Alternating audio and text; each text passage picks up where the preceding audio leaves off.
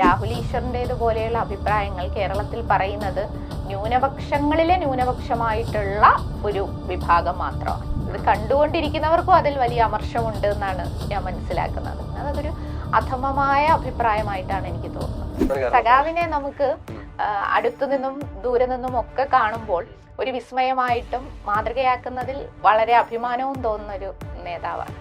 ഒരു സ്കൂൾ വിദ്യാർത്ഥി എന്നുള്ള നിലയിൽ എനിക്ക് അത്ഭുതമാണ് ഒരാൾ ഇങ്ങനെ മന്ത്രിപദം വേണ്ടെന്ന് വെച്ചിട്ട് ഒരു പാർട്ടിയുടെ ചുമതലയിലേക്ക് പോകുന്നു.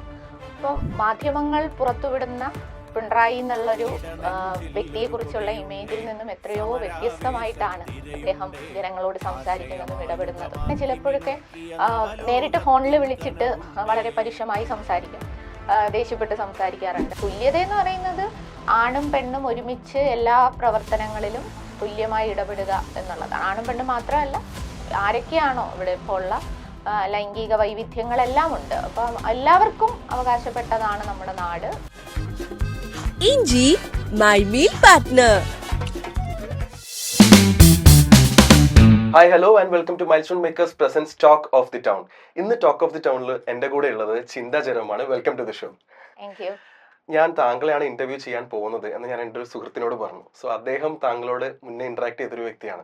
എന്നോട് പറഞ്ഞു, നമ്മൾ ഈ സോഷ്യൽ മീഡിയയിലൊന്നും കാണുന്ന, അല്ലെന്നുണ്ടെങ്കിൽ ഒരു TV ചർച്ചകളിലൊന്നും കാണുന്ന ഒരു വ്യക്തിയല്ല, വളരെ സോഫ്റ്റ് സ്പോക്കൺ ആയിട്ടുള്ള മുതിർന്നവരോട് നല്ല രീതിയിൽ ബിഹേവ് ചെയ്യുന്ന അങ്ങനെ ഒരു ചിന്താ ജെറോമുണ്ട്. അപ്പൊ ഞാൻ ചോദിക്കട്ടെ, നമ്മുടെ ഈ കോൺട്രവേഴ്സീസും നമ്മുടെ TV ചർച്ചകളും ഒക്കെ മാറ്റി നിർത്തിയാൽ ആരാണ് ചിന്താ ജെറോ? ഞാൻ ഇത് തന്നെയാണ്. പ്രത്യേകിച്ച് അങ്ങനെ ഒരു എനിക്ക് തന്നെ ഒരു ഇത് പറയാൻ പറ്റില്ലല്ലോ. എന്നെ കാണുന്നവരും പരിചയപ്പെടുന്നവരാണല്ലോ നമ്മൾ എങ്ങനെയാണെന്ന് വിലയിരുത്തുന്നത്. അപ്പൊ എനിക്ക് തോന്നുന്നത് സുഹൃത്ത് പറഞ്ഞതായിരിക്കും, വളരെ നല്ലൊരാളായിരിക്കും. ഓക്കെ, ഞാൻ ചോദിക്കട്ടെ, എന്തുകൊണ്ടാണ് ചിന്താ ജെറോ പറയുന്നത് എല്ലാം കോൺട്രവേഴ്സി ആയി പോകുന്നത്? അത് പല കാരണങ്ങളുണ്ട്. അതിൽ നമ്മൾ തിരുത്തേണ്ടതായിട്ടുണ്ടെങ്കിൽ ഉറപ്പായിട്ട് ഞാനത് ഏതൊക്കെയാണെന്ന് മനസ്സിലാക്കി തിരുത്തി തന്നെയാണ് മുമ്പോട്ട് പോകുന്നത്. പിന്നീട് നമ്മൾ പ്രവർത്തിക്കുന്ന ഒരു മേഖല രാഷ്ട്രീയമാണല്ലോ. അപ്പം നമ്മുടെ രാജ്യത്ത് വ്യത്യസ്ത രാഷ്ട്രീയ നിലപാടുകളുള്ള ആളുകളുണ്ട്. അപ്പം അതിൽ നമ്മൾ പറയുന്ന അഭിപ്രായത്തോട് ചിലപ്പോൾ യോജിപ്പില്ലാത്ത ആളുകൾ, ചിലർ അതിനെ രാഷ്ട്രീയമായി തന്നെ പ്രതിരോധിക്കും, ആശയപരമായി നമ്മളെ എതിർക്കും. മറ്റു ചിലർ ഒട്ടും ഇത് ഇഷ്ടപ്പെടാതെ വരുമ്പോൾ അതിനെതിരെ ഒരിക്കലും ചെയ്യാൻ പാടില്ലാത്ത വിധത്തിൽ എന്തെങ്കിലുമൊക്കെ ആരോപണങ്ങൾ പറയുക, അതിൻ്റെ പേരിൽ ആക്രമിക്കുക, സൈബർ ഇടങ്ങളിൽ വന്ന് മോശമായി സംസാരിച്ചിട്ട് പോവുക, അങ്ങനെയൊക്കെ ചെയ്യാറുണ്ട്.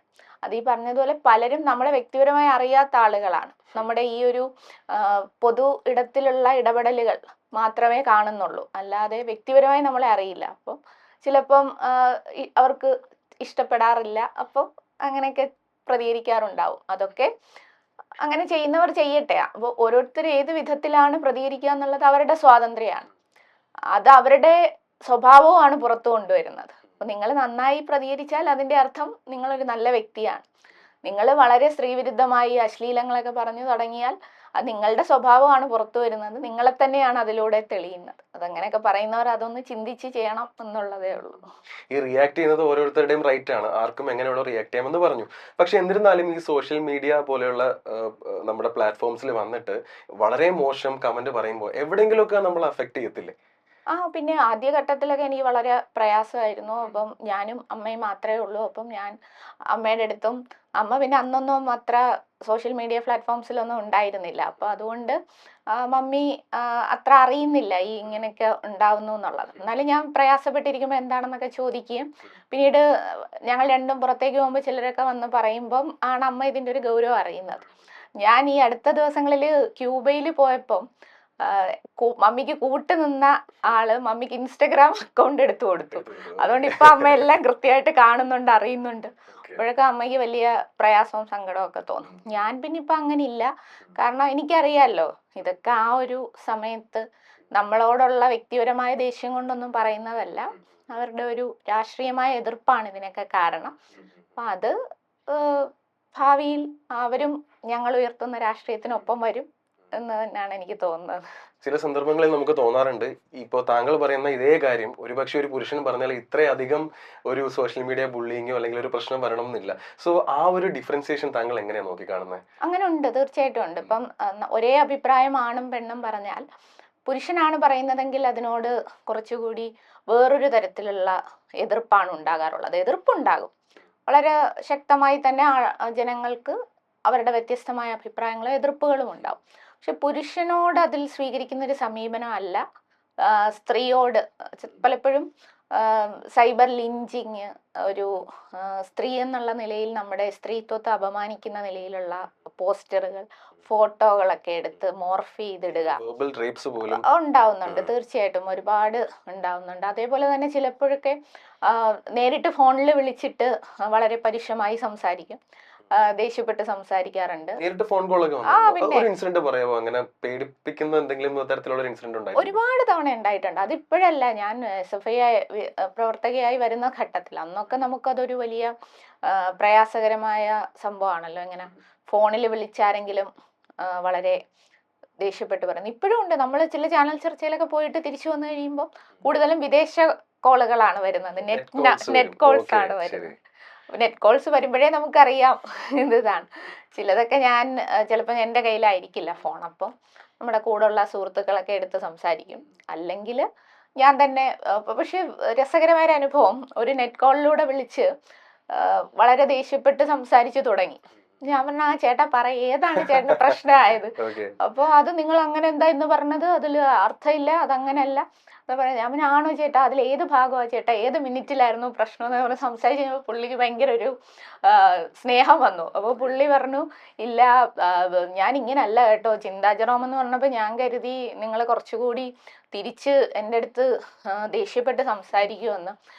ആക്ച്വലി ഞാൻ റെക്കോർഡ് ചെയ്യാനായിട്ടൊക്കെ പ്ലാൻ ചെയ്തിരുന്നതായിരുന്നു നിങ്ങളിങ്ങനെ സംസാരിച്ചപ്പോൾ. അപ്പോൾ ഞാൻ പറഞ്ഞ, അല്ല ചേട്ടാ, ഉറപ്പായിട്ടും ചേട്ടൻ അതിലൊരു പ്രയാസം തോന്നി എന്ന് പറയുന്നത്, അതിൽ ഞാൻ ആ പോയിന്റ് പറയാൻ കാരണം എൻ്റെ ഇത്ര കാര്യങ്ങളെക്കുറിച്ചുള്ള എൻ്റെ അറിവിൻ്റെ അടിസ്ഥാനത്തിലാണ്. അതൊക്കെ എനിക്ക് മനസ്സിലായിട്ടുള്ള ശരികളാണ്. അത് ഞാനൊരു പ്രതിനിധി എന്നുള്ള നിലയിലാണ് ആ ചാനലിൽ വന്നിരിക്കുന്നത്. അപ്പം ഞാനത് സംസാരിച്ചതാണ്. ചേട്ടൻ അതിൽ വ്യത്യസ്തമായ അഭിപ്രായം ഉണ്ടെങ്കിൽ ചേട്ടൻ എന്നെ വിളിച്ചു പറഞ്ഞാൽ എനിക്ക് സന്തോഷമുണ്ട്. പക്ഷെ പറയുമ്പോൾ കുറച്ചുകൂടെ ഒന്ന് സൗഹൃദപരമായി സംസാരിച്ച് തുടങ്ങാമായിരുന്നു എന്ന് പറഞ്ഞു. അപ്പോൾ ശരിയാ പെങ്ങളെ, എനിക്ക് മനസ്സിലായി. ഇനിയപ്പോൾ ഞാൻ തീർച്ചയായിട്ടും നിങ്ങളെ വിളിക്കും, നിങ്ങളുടെ ചർച്ചകൾ ഞാൻ കാണും എന്നൊക്കെ പറഞ്ഞു. അദ്ദേഹം വളരെ സ്നേഹത്തോടും, നാട്ടിൽ വരുമ്പോൾ നമുക്ക് കാണാം എന്നൊക്കെ പറഞ്ഞു. ഞാൻ പറഞ്ഞു, ഉറപ്പായിട്ടും തിരുവനന്തപുരം കൊല്ലോ ഭാഗത്തൊക്കെ വന്നാൽ വിളിക്കണം, കാണാമെന്നൊക്കെ പറഞ്ഞു വെച്ചു. അപ്പം അങ്ങനെയൊക്കെയുള്ള അനുഭവങ്ങൾ ഉണ്ടായിട്ടുണ്ട്. താങ്കൾ എപ്പോഴും സ്ത്രീകളുടെ ഉന്നമനത്തിന് വേണ്ടി ഒരുപാട് സംസാരിക്കുന്ന ഒരാളാണ്. അതുകൊണ്ട് തന്നെ സ്ട്രേറ്റ് ഫോർവേഡ് ആയിട്ട് ക്വസ്റ്റ്യൻ ചോദിച്ചോട്ടെ, താങ്കൾ ഒരു ഫെമിനിസ്റ്റ് ആണോ? ഉറപ്പായിട്ടും ആണല്ലോ. ഞാനും ഒരു ഫെമിനിസ്റ്റ് ആണ്. ഫെമിനിസം എന്ന് നമ്മൾ ഗൂഗിളിൽ ടൈപ്പ് ചെയ്ത് കൊടുത്താൽ ഇക്വാലിറ്റി എന്നതിനപ്പുറത്തേക്ക് പക്ഷെ എനിക്ക് ഒത്തിരി ഫെമിനിസ്റ്റ് ആൺ സുഹൃത്തുക്കളുണ്ട്.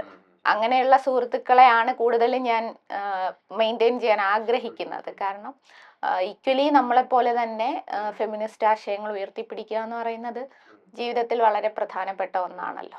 അത് നല്ലൊരു ആശയമാണെങ്കിൽ കൂടി എന്തുകൊണ്ടായിരിക്കും ആ ഒരു ടേം ഇപ്പോ ഒരുപാട് പേർക്ക് അതൊരു മിസ്കോൺസെപ്റ്റ് ആയിട്ട് മാറുന്നത്? അത് യഥാർത്ഥത്തിൽ അത് എന്താണെന്ന് മനസ്സിലാക്കാതെ പലരും പ്രതികരിക്കുന്നു എന്നുള്ളതാണ്. അത് വളരെ മോശം പ്രയോഗങ്ങൾ. ഫെമിനിച്ചി, ഇടയ്ക്ക് അരുന്ധതി എന്നോട് പറഞ്ഞു, ഫെമിനിച്ചി എന്നുള്ള വിളി എനിക്ക് ഭയങ്കര ഇഷ്ടമാണ് ചേച്ചി, ഞാനത് എൻജോയ് ചെയ്യുന്നു എന്ന് പറഞ്ഞിരുന്നു. തിരുവനന്തപുരത്തൊക്കെ തന്റെ ബാഗിൽ പോലെ ഫെമിനിസ്റ്റ്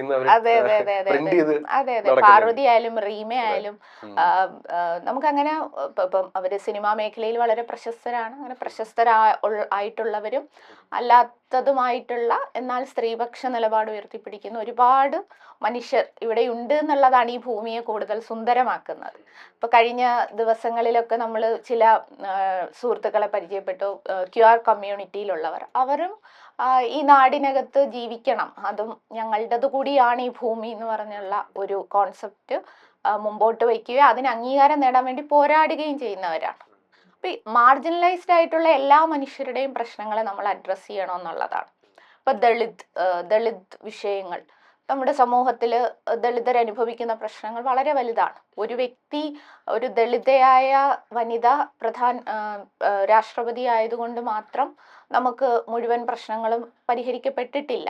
നിരവധിയായ പ്രശ്നങ്ങൾ ഇപ്പോഴും ദളിത് കമ്മ്യൂണിറ്റി അനുഭവിക്കുന്നുണ്ട്, നമ്മുടെ ആദിവാസി വിഭാഗത്തിൽപ്പെട്ട മനുഷ്യർ അനുഭവിക്കുന്നുണ്ട്, സ്ത്രീകൾ അനുഭവിക്കുന്നുണ്ട്, ട്രാൻസ്ജെൻഡേഴ്സ് ഉൾപ്പെടെയുള്ള ലൈംഗിക ന്യൂനപക്ഷങ്ങൾ അനുഭവിക്കുന്നുണ്ട്.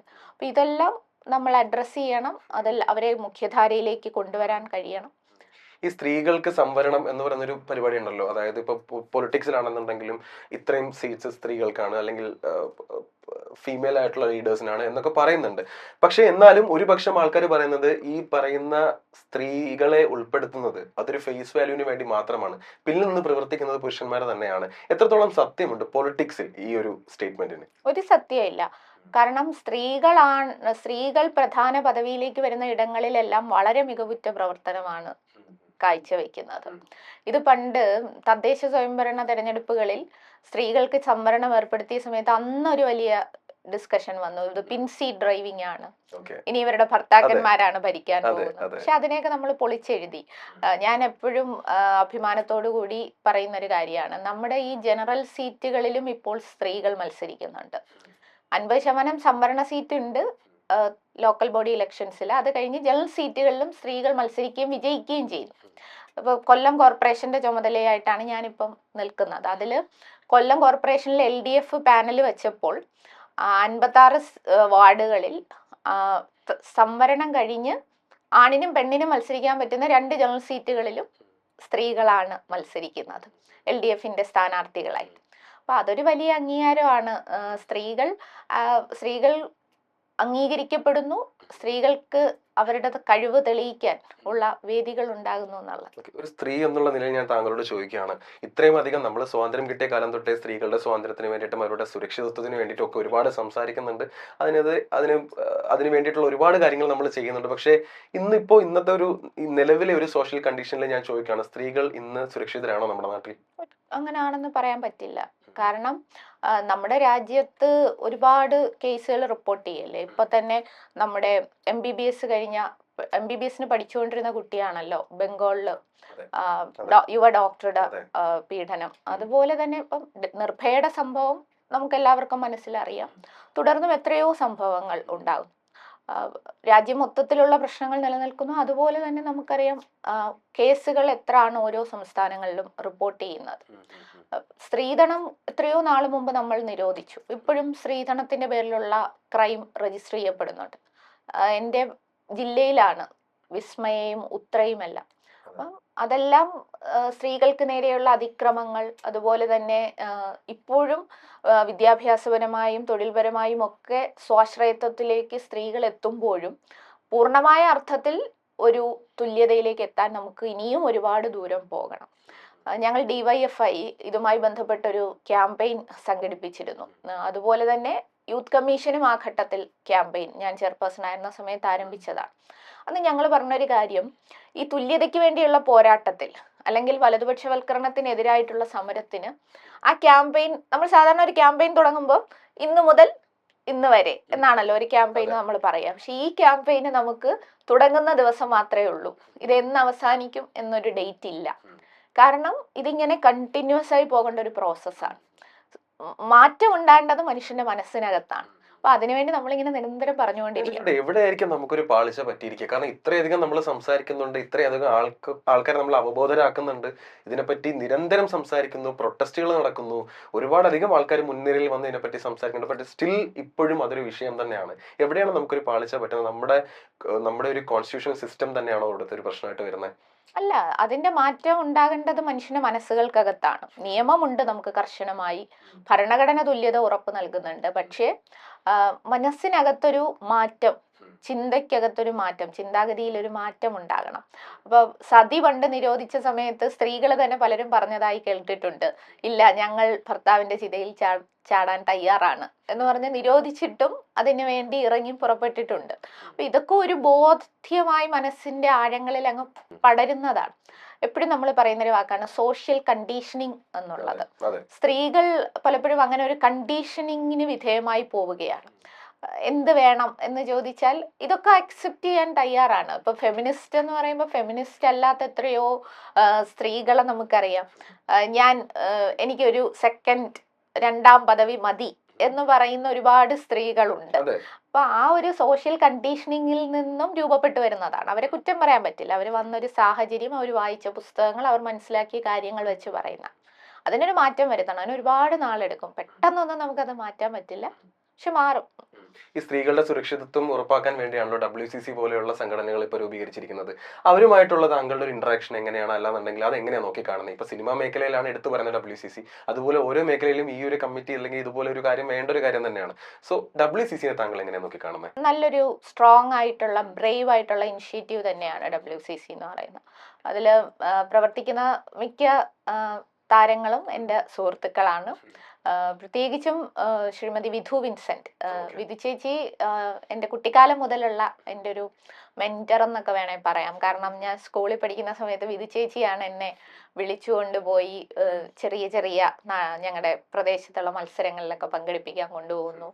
അങ്ങനെയൊക്കെ ചേച്ചി അന്നേ ഒരു ഓർഗനൈസറും ഒരു നല്ല സംഘാടകയൊക്കെ ആയിരുന്നു. അപ്പം വിധു ചേച്ചിയുണ്ട്. അതുപോലെ തന്നെ ഇപ്പം റീമ ആയാലും വളരെ അടുത്ത സൗഹൃദമാണുള്ളത്. റീമയെ സംബന്ധിച്ച് ഞാൻ പലപ്പോഴും അത്ഭുതപ്പെട്ടിട്ടുണ്ട്. റീമ എന്ത് ലോജിക്കലായിട്ടാണ് ആ കാര്യം അവതരിപ്പിച്ചത്. ജെൻഡർ ഇഷ്യൂവിനെ പറ്റി പലരുടെയും ജീവിതത്തിൽ അനുഭവപ്പെട്ടിട്ടുള്ളതാണ്. അതിനെ പക്ഷെ ഒരു സ്ത്രീ ഒരു അഭിപ്രായം പറയുമ്പോൾ അതിനെ അങ്ങ് പരിഹസിക്കുക എന്നുള്ളതാണ് ഒരു അതെ, പൊരിച്ച മീനിലേക്ക് അതിനെ ചുരുക്കുകയാണ്. പൊരിച്ച മീൻ കിട്ടാത്തതാണോ പ്രശ്നം എന്ന് പറഞ്ഞ് ചുരുക്കുകയാണ്. പക്ഷെ അത്രയും ഒരു സ്ട്രോങ് ആയൊരു നിലപാട് പറയുമ്പം അതിനെ ഇങ്ങനെ ചുരുക്കി കാണുക എന്ന് പറഞ്ഞാൽ അത് ദുഃഖകരമാണ്. പക്ഷെ അതിലൊരു മാറ്റം സമൂഹത്തിന് ഉണ്ടാകുന്നുണ്ട് എന്നുള്ളതും അവർ പറഞ്ഞതിന്റെ യഥാർത്ഥ അർത്ഥം മനസ്സിലാക്കിയ ആളുകൾ അത് പരിശോധിക്കുന്നുണ്ട് എന്നുള്ളതും വേറൊരു ഭാഗത്ത് നമ്മൾ കാണുന്നത്. ഈക്വാലിറ്റി അല്ലെങ്കിൽ ഫെമിനിസത്തെ പറ്റി സംസാരിക്കുമ്പോൾ അത് സ്ത്രീകൾക്ക് വേണ്ടി മാത്രമുള്ള ഒരു കാര്യമല്ല, പുരുഷന്മാർക്കും വേണ്ടിയും കൂടെ ഉള്ളതെന്നാണ് ഞാൻ മനസ്സിലാക്കുന്നത്. കാര്യം എന്ന് വെച്ച് കഴിഞ്ഞാൽ ഈ ഒരു കുടുംബത്തിന്റെ ഫുൾ ചുമതലയും തോളിൽ ചുമന്ന് കൊണ്ടുപോകേണ്ടത് എന്നും ഒരു പുരുഷന്റെ മാത്രം റെസ്പോൺസിബിലിറ്റിയാണ്. അത് നമുക്ക് കൂടി തരൂ എന്നും കൂടി പറയുന്ന ഒരു തലം ഇല്ലേ അതിന്? ഉണ്ട്, തീർച്ചയായിട്ടും ഉണ്ട്. കഴിഞ്ഞ ദിവസം ഞാൻ അശ്വതി ശ്രീകാന്തിനെ തോന്നുന്നു ഒരു ചെറിയ റീലിനകത്ത് ഇത് കണ്ടു. അവർ പറയുന്നുണ്ട് തീർച്ചയായും ഇങ്ങനൊരു ആശയം കൂടി എന്തുകൊണ്ട് നമ്മൾ മനസ്സിലാക്കിക്കൂടാന്നുള്ളത്. തുല്യത എന്ന് പറയുന്നത് ആണും പെണ്ണും ഒരുമിച്ച് എല്ലാ പ്രവർത്തനങ്ങളിലും തുല്യമായി ഇടപെടുക എന്നുള്ളതാണ്. ആണും പെണ്ണും മാത്രമല്ല, ആരൊക്കെയാണോ ഇവിടെ ഇപ്പോൾ ഉള്ള ലൈംഗിക വൈവിധ്യങ്ങളെല്ലാം ഉണ്ട്. അപ്പം എല്ലാവർക്കും അവകാശപ്പെട്ടതാണ് നമ്മുടെ നാട്. തുല്യമായി എല്ലാ വിഷയങ്ങളിലും ഇടപെടാൻ പറ്റുക എന്നുള്ള വളരെ മനോഹരമായ ഒരു കോൺസെപ്റ്റാണ്. അത് പ്രാവർത്തികമാക്കണം. ഇപ്പോൾ LGBTQIA+ കമ്മ്യൂണിറ്റിനെ പറ്റി നേരത്തെ സംസാരിച്ചു. നമ്മൾ കഴിഞ്ഞൊരു 7-8 വർഷം കാലം എടുക്കുകയാണെന്നുണ്ടെങ്കിൽ കുറച്ചുകൂടി ഇവരൊക്കെ മുൻനിരയിൽ വന്ന് പ്രവർത്തിക്കുന്നത് നമ്മൾ കാണുന്നുണ്ട്. ഒരുപക്ഷെ നമ്മുടെ സർക്കാരിന്റെ അവരുടെ ഒരു ഇടപെടൽ കൊണ്ടേ ആവാം. പക്ഷെ എന്നിരുന്നാലും നമ്മളിപ്പോൾ സോഷ്യൽ മീഡിയ എടുക്കുകയാണെന്നുണ്ടെങ്കിൽ അല്ലെങ്കിൽ പബ്ലിക് പ്ലാറ്റ്ഫോംസ് എടുക്കുകയാണെന്നുണ്ടെങ്കിൽ അതിന്റെ താഴെ വന്നിട്ട് വാനവിൽ ആകാശത്ത് മതി, മഴവില്ല് ഭൂമിയിൽ വേണ്ട എന്നുള്ള തരത്തിലുള്ള കമന്റ്സ് ഒക്കെ വരുന്നുണ്ട്. താങ്കൾ ഇതിനെ എങ്ങനെ നോക്കി കാണുന്നത്? അത് പുച്ഛത്തോടു കൂടി കാണുക എന്നുള്ളതേ ഉള്ളൂ. കാരണം എന്താ ഇതെന്നൊന്നും മനസ്സിലാവാതെ ചുമ്മാ അങ്ങ് പ്രതികരിക്കുകയാണ്. വലിയ പുരുഷ കേസരികളാണെന്നൊക്കെ അവകാശപ്പെട്ടുകൊണ്ട് യഥാർത്ഥത്തിൽ ഗവൺമെന്റ് ഇതിനകത്ത് വളരെ സ്ട്രോങ് ആയിട്ടുള്ള ചില ഇനിഷ്യേറ്റീവ്സ് എടുത്തിട്ടുണ്ട്. ട്രാൻസ്ജെൻഡർ ജസ്റ്റിസ് ബോർഡ്, ഇഞ്ചി my meal partner, LDF government, Pinarayi Vijayan government അധികാരത്തിൽ വന്നതിന് ശേഷം ആരംഭിച്ചതാണ്. അതുപോലെ തന്നെ നമ്മുടെ സാമൂഹ്യ സുരക്ഷാ വകുപ്പിന്റെ ഭാഗമായി ട്രാൻസ്ജെൻഡേഴ്സിന്റെ ഇഷ്യൂസ് അഡ്രസ് ചെയ്യാൻ ഇപ്പം ശ്യാമ ഒരു സർക്കാർ സംവിധാനത്തിന്റെ ഭാഗമായി ജോലി ചെയ്യുന്നു. രഞ്ജുമ്മയുണ്ട്, രഞ്ജിമാർ. അവർ യഥാർത്ഥത്തിൽ എത്ര ഫേമസ് ആയിട്ടുള്ളൊരു സെലിബ്രിറ്റി മേക്കപ്പ് ആർട്ടിസ്റ്റ് ആണ്. അതുപോലെ തന്നെ മാധ്യമപ്രവർത്തകരായ ട്രാൻസ്ജെൻഡർ സുഹൃത്തുക്കളുണ്ട്. ഓരോ മേഖലയിലും ഇപ്പം കവിത എഴുതി അവാർഡും മറ്റുമെല്ലാം നേടുന്ന വിജയരാജ മല്ലികയുണ്ട്. ശീതളും ഞാനും ഒരുപാട് കോളേജ് യൂണിയനുകളിൽ ഇങ്ങനെ ഒരുമിച്ച് പോയി പരിപാടികളിൽ പങ്കെടുത്തിട്ടുണ്ട്. അപ്പോൾ ഓരോ മേഖലയ്ക്കകത്തും ഇപ്പൊ സൂര്യ ഇഷാൻ അവർ പുതിയൊരു നിലയിൽ നല്ലതുപോലെ ഉയർന്നു വരികയാണ് അവരുടെ ബിസിനസ്സുമായി ബന്ധപ്പെട്ട്. അപ്പം കഴിവുകൾ തെളിയിച്ചുകൊണ്ട് കടന്നു വരാൻ ഈ മേഖലയിലുള്ള ഈ ഇടത്തിലുള്ള സ്ത്രീകൾക്ക് അല്ലെങ്കിൽ ട്രാൻസ്ജെൻഡേഴ്സിന് കഴിയുന്നത് തീർച്ചയായും സർക്കാർ നൽകുന്ന ഒരു പിന്തുണയുടെ ഭാഗമായിട്ടാണ്. ഇപ്പൊ കൊച്ചി മെട്രോയിൽ ഉൾപ്പെടെ തൊഴിലവസരങ്ങൾ കൊടുത്തുകൊണ്ടെടുത്ത സമീപനം, വിവിധ ഇടങ്ങളിൽ ഇപ്പൊ ID കാർഡ് കൊടുക്കുന്നതുൾപ്പെടെ അതിൽ ജെൻഡർ അടയാളപ്പെടുത്താനുള്ള അവസരം ലഭിക്കുന്നതുൾപ്പെടെ PSC ഫോം ഫില്ല് ചെയ്യുന്ന സമയത്ത് ട്രാൻസ്ജെൻഡേഴ്സിന് ഒരു സെപ്പറേറ്റ് കോളം വേണം. അത് യൂത്ത് കമ്മീഷൻ അന്ന് നൽകിയ ശുപാർശയായിരുന്നു. അപ്പൊ അങ്ങനെ ഒരുപാട് കാര്യങ്ങൾക്കകത്ത് ഇതൊക്കെ നമുക്ക് പെട്ടെന്ന് കേൾക്കുമ്പോൾ അത്ര വലുതെന്ന് തോന്നുന്നില്ലെങ്കിലും അതെല്ലാം ആ മനുഷ്യരുടെ ജീവിതത്തിൽ വലിയ മാറ്റം വരുത്തിയിട്ടുണ്ട്. പക്ഷെ പൂർണ്ണമായിട്ടില്ല, ഇനിയും ഒരുപാട് മുന്നോട്ട് പോകണം. അതിനുള്ളൊരു പരിശ്രമവും നടന്നു വരികയാണ്. നമ്മളിപ്പോൾ ബിഗ് ബോസ് പോലെയുള്ള പ്ലാറ്റ്ഫോംസിലൊക്കെ എടുക്കുമ്പോൾ ഓരോ വർഷം കഴിയുന്തോറും ഈ ഒരു LGBTQIA+ കമ്മ്യൂണിറ്റിയിലുള്ള ആൾക്കാരുടെ ഇൻവോൾവ്മെന്റ് കുറച്ച് കൂടി വരുന്നുണ്ട്. ഇപ്രാവശ്യം ലേറ്റസ്റ്റ് ബിഗ് ബോസ് എടുക്കുകയാണെന്നുണ്ടെങ്കിൽ ആദില നൂറ അവരൊക്കെ വളരെ നല്ല രീതിയിൽ വളരെ പോസിറ്റീവായിട്ടാണ് ഇതുപോലുള്ള ചാനൽസ് പോലും പ്രസന്റ് ചെയ്യുന്നത്. എന്നിരുന്നാലും ആൾക്കാർക്ക് ഈ പറഞ്ഞ ഒരു കമ്മ്യൂണിറ്റിയിലുള്ള ആൾക്കാരെ പറ്റി സംസാരിക്കുമ്പോൾ അവർ വ്യക്തികൾ എന്നുള്ളതിനപ്പുറത്തേക്ക് അതിനെപ്പറ്റി അവർ ചിന്തിക്കുന്നില്ല. അവർ ഏത് തരത്തിലുള്ള വ്യക്തിയാണ്, അവർ എന്താ ചെയ്യുന്നത്, അവരുടെ സ്വഭാവം എന്താണ് എന്ന് ചിന്തിക്കാണ്ട് സെക്ഷുവലൈസ്ഡ് ആയിട്ടാണ് അതിനൊക്കെ നോക്കിക്കാണുന്നത് അല്ലെ. ഇവരെന്തായിരിക്കാം ചെയ്യുന്നത് ബെഡ്റൂമിൽ എന്നുള്ള രീതിക്കാണ് അവർ ആ രീതിയിലുള്ള കമന്റ്സ് ആണ് വരുന്നത്. എങ്ങനെയാണ് താങ്കൾക്ക് അതിനുള്ള റിയാക്ഷൻ എങ്ങനെയാണ് വരുന്നത്? അല്ല, അത്തരം കാര്യങ്ങളൊക്കെ ഇങ്ങനെ സോഷ്യൽ മീഡിയയിലൂടെ പ്രചരിപ്പിക്കാൻ ശ്രമിക്കുന്നു എന്ന് പറയുന്നത് വളരെ ഏറ്റവും ദൗർഭാഗ്യകരമായിട്ടുള്ള കാര്യമാണ്. കാരണം എല്ലാവരെയും ചോദ്യം ചോദിച്ചതുപോലെ വ്യക്തികളായി കാണുക എന്നുള്ളതാണ് അവരുടെ സ്വാതന്ത്ര്യം, അവരുടെ ജീവിതം. അതിലെല്ലാം നമ്മൾ പോയി വിധി എഴുതാനും അഭിപ്രായം പറയാനും അല്ലെങ്കിൽ ഇങ്ങനെ ആയിരിക്കണം എന്ന് നിയമങ്ങൾ അങ്ങോട്ട് എഴുതി കൊടുക്കാനും ആർക്കും അവകാശമില്ല. ഇന്ത്യ ഒരു ജനാധിപത്യ രാജ്യമാണ്. ഈ രാജ്യത്തെ നിയമത്തിനനുസൃതമായി എല്ലാവർക്കും ജീവിക്കാം. അതിനുള്ള സ്പേസ് എല്ലാവർക്കും ഇവിടെ ഉണ്ട്. അപ്പൊ അവിടെ ഞങ്ങൾ അനുവദിക്കില്ല എന്ന് പറയുന്നത് അത് ഒരു ഫാസിസ്റ്റ് സമീപനം തന്നെയാണ്. അപ്പം എന്ത് ഭക്ഷണം കഴിക്കണം എന്നത് നമ്മുടെ ഇഷ്ടമാണെന്ന് പറയുന്നത് പോലെ നമ്മുടെ ഓരോ ഇഷ്ടങ്ങളും വ്യക്തിപരമാണ്. അതിൽ കയറി അഭിപ്രായം പറയുക എന്നുള്ളത് ശരിയായിട്ടുള്ള ഒരു കാര്യമല്ല. കഴിഞ്ഞ ദിവസം ഞാനൊരു റീല് കണ്ടു. നമ്മുടെ ബസ്സിൽ ലൈംഗിക അതിക്രമം കാണിച്ച ഒരു ആളാണ് സവാദ് എന്നല്ലേ പുള്ളിയുടെ പേര്? അതെ, സവാദ്. അദ്ദേഹം ഒരു പ്രാവശ്യം 2 വർഷം മുന്നേ മസ്താനി എന്ന് പറയുന്ന ഒരു കുട്ടി, ആ കുട്ടിക്ക് അത് നേരിടേണ്ടി വന്നു. വളരെ ബ്രേവായിട്ട് പുള്ളിക്കാരത്തി അതിനെതിരെ പ്രതികരിച്ചു. പക്ഷെ അന്ന് സോഷ്യൽ മീഡിയ ബുള്ളിങ് ഫുള്ളും ഈ പുള്ളിക്കാരത്തിക്ക് എഗൻസ്റ്റ് ആയിരുന്നു, മസ്താനിക്ക് എഗൻസ്റ്റ് ആയിരുന്നു. പക്ഷെ 2 വർഷം വേണ്ടി വന്നു ആൾക്കാർക്ക് തിരിച്ചറിയാൻ. കാരണം പിന്നെയും ഈ ഒരു ബസ്സിലെ ഇതേപോലത്തെ ഒരു അതിക്രമം അതിന്റെ ഒരു കേസിൽ പുള്ളിക്കാരൻ അകത്താവുകയാണ്. പക്ഷെ പുള്ളി ഇപ്പോഴും വീണ്ടും പുറത്തു വരികയാണ്. സോ എവിടെയാണ് നമുക്കൊരു പാളിച്ച പറ്റുന്നത്? ഞാൻ വീണ്ടും അത് തന്നെ ചോദിക്കുകയാണ്. കാര്യം എന്ന് വെച്ച് കഴിഞ്ഞാൽ ഇതുപോലെ നിരന്തരമായിട്ട് അല്ലെങ്കിൽ ഫ്രീക്വന്റ്ലി എഗൈൻ ആൻഡ് എഗൈൻ ചെയ്യുന്ന ഒരു അതിക്രമം ചെയ്യുന്ന ഒരാൾ ഇപ്പോഴും വീണ്ടും സമൂഹത്തിൽ വളരെ ഫ്രീ ആയിട്ട് പുറത്തിറങ്ങി നടക്കുകയാണ്. ഒന്നെന്ന് പറയുന്നത് അദ്ദേഹത്തിന്റെ ഒരു ഗട്ട്സ് എന്ന് പറയുന്ന ഒരു കാര്യം. രണ്ടെന്ന് പറയുന്നത് അത്രേ ഉള്ളൂ നമ്മുടെ ഒരു നിയമ വ്യവസ്ഥ. അല്ല, കർശനമായ നിയമങ്ങൾ നമുക്കിവിടെ ഉണ്ട്. നിയമങ്ങൾ പാലിക്കപ്പെട്ടുകൊണ്ട് തന്നെ മുമ്പോട്ട് പോകുന്നുമുണ്ട്. പക്ഷേ ഞാൻ പറഞ്ഞല്ലോ, ഇതെല്ലാം നിയമങ്ങൾ കൊണ്ട് മാത്രം അതിജീവിക്കാൻ പറ്റുന്ന വിഷയങ്ങളല്ല. നമുക്കൊരു നല്ല ബോധവൽക്കരണം വേണം. ഇപ്പൊ കുട്ടി ബ്രേവായി പ്രതികരിച്ചു എന്ന് പറഞ്ഞു. അതാണ് ഏറ്റവും അടിയന്തരമായിട്ടും ഏറ്റവും പ്രാധാന്യം അർഹിക്കുന്നതുമായിട്ടുള്ളത്. എനിക്ക് നേരെ ഒരാൾ മോശമായി സംസാരിക്കുകയോ ഇടപെടുകയോ ചെയ്താൽ ഞാനല്ല തലകുനിച്ച് നടക്കേണ്ടത്, അയാളാണ് എന്നുള്ളൊരു തോന്നൽ നമ്മുടെ മനസ്സിൽ തന്നെ രൂപപ്പെടണം. ശക്തമായി പ്രതികരിക്കണം, നിലപാട് പറയണം. പറഞ്ഞതുപോലെ ഇതൊരു പാട്രിയാർക്കൽ സൊസൈറ്റി ആയതുകൊണ്ട് തന്നെ കുറെയൊക്കെ വിമർശനങ്ങളും പ്രയാസങ്ങളും ഉണ്ടാകും. പക്ഷെ അതിനെയൊക്കെ ധൈര്യമായി ഫൈറ്റ് ചെയ്ത് മുമ്പോട്ട് പോവുക എന്നുള്ളതേ നമുക്ക് ചെയ്യാൻ പറ്റൂ. പക്ഷെ ആ ഫൈറ്റ് ചെയ്യുന്നതിൽ ആ കുട്ടിക്ക് ഉണ്ടായൊരു മാനസിക വിഷമം എന്ന് പറഞ്ഞാൽ ചെറുതല്ല. ഉണ്ടാകാം. കാരണം ഇപ്പം നമ്മൾ ഇന്ന് ആസ്വദിക്കുന്ന പല നേട്ടങ്ങളും നമ്മുടെ പല മുന്നോട്ടുള്ള പോക്കിന് കാരണമായിട്ടുള്ള വിജയങ്ങളും ഒക്കെ നേടിയെടുത്തത് നമുക്ക് മുമ്പുള്ള പൂർവികർ ഒരുപാട് ത്യാഗങ്ങളും സഹനങ്ങളും സഹിച്ചിട്ടാണ്.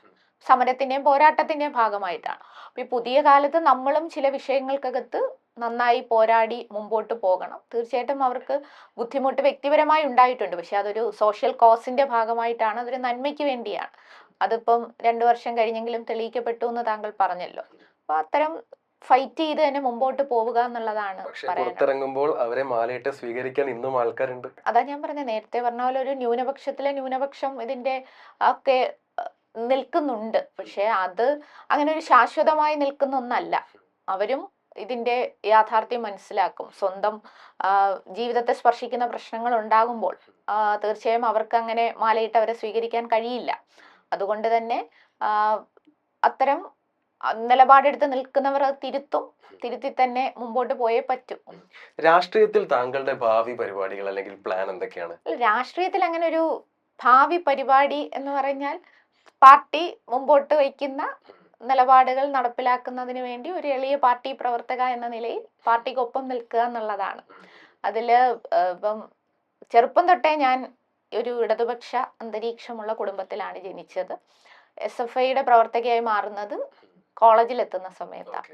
അന്നു മുതൽ എൻ്റെ ഒരു ജീവിതം എന്ന് പറഞ്ഞാൽ കൂടുതലും ആളുകളുമായി കണക്റ്റഡായി പരിപാടികൾക്ക് പങ്കെടുക്കുക, ജനങ്ങൾക്കിടയിൽ പ്രവർത്തിക്കുക എന്നുള്ളതാണ്.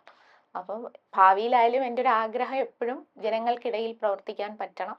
ജനങ്ങൾക്കൊപ്പം നിൽക്കാൻ പറ്റണം എന്നുള്ളതാണ്. കാരണം അങ്ങനെ ഒരു പൊതു സ്ഥലങ്ങളിൽ അല്ലെങ്കിൽ പൊതുപരിപാടികളൊന്നും ഇല്ലാത്തൊരു ദിവസം ജീവിതത്തിൽ അങ്ങനെ ഉണ്ടായിട്ടില്ല, വളരെ കുറവാണ്. അല്ലെങ്കിൽ യാത്രകൾ പുറത്തെവിടെങ്കിലുമൊക്കെ പോകുമ്പോഴായിരിക്കും.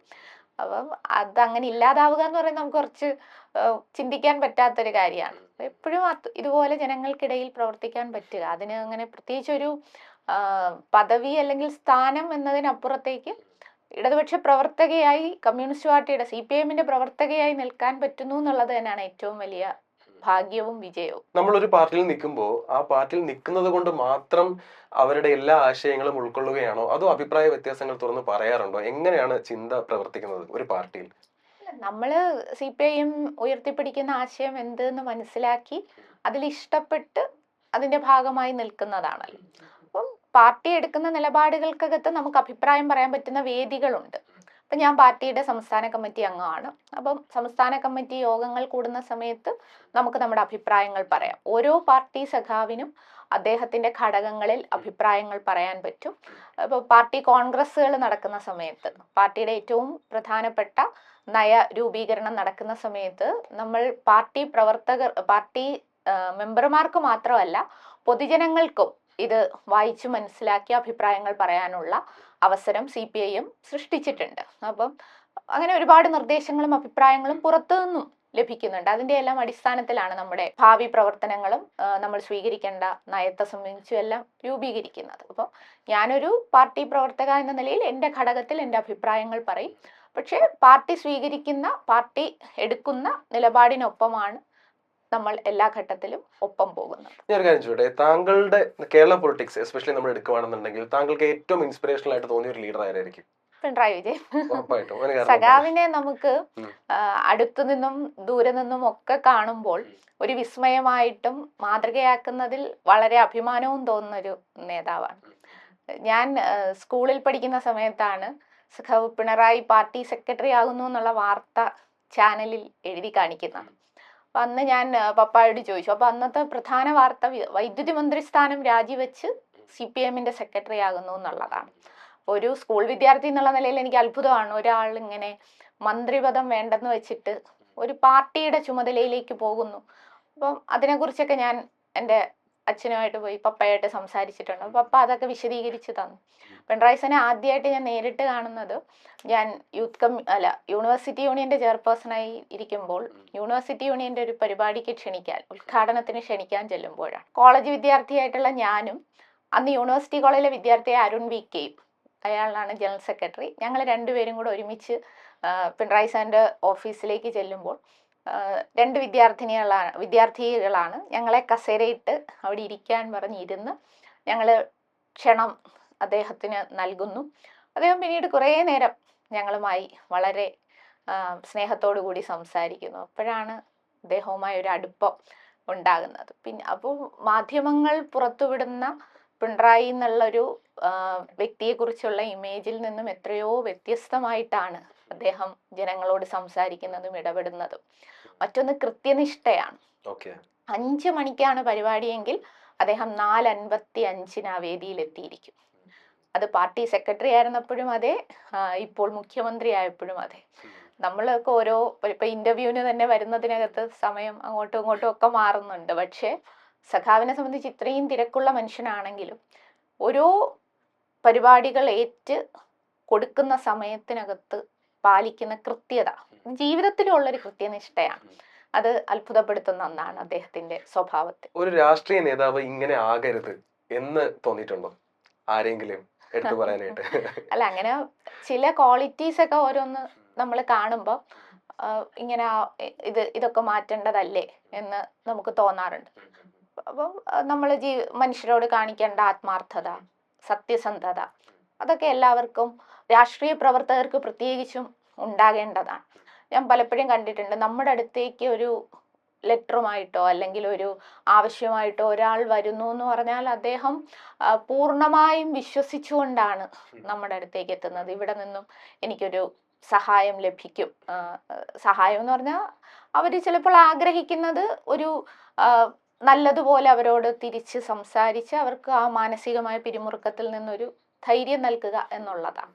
അപ്പോൾ അതെല്ലാം നമുക്ക് ചെയ്യാൻ പറ്റണം. അതിപ്പം അങ്ങനെ ഒഴിവാക്കപ്പെടേണ്ട ഒരു ക്വാളിറ്റി എന്ന് എനിക്ക് തോന്നിയിട്ടുള്ളത്, ഒരു വ്യക്തിക്കെന്നല്ല, എല്ലാവർക്കും ഒഴിവാക്കപ്പെടേണ്ട ഒരു ക്വാളിറ്റി എന്നുള്ളത് മനുഷ്യരോട് എപ്പോഴും സ്നേഹത്തോടും കരുതലോടും കൂടി ഇടപെടാൻ രാഷ്ട്രീയ പ്രവർത്തകർക്ക് സാധിക്കണം എന്നുള്ളതാണ്. അവിടെയാണ് എനിക്ക് എപ്പോഴും നമ്മുടെ സി എം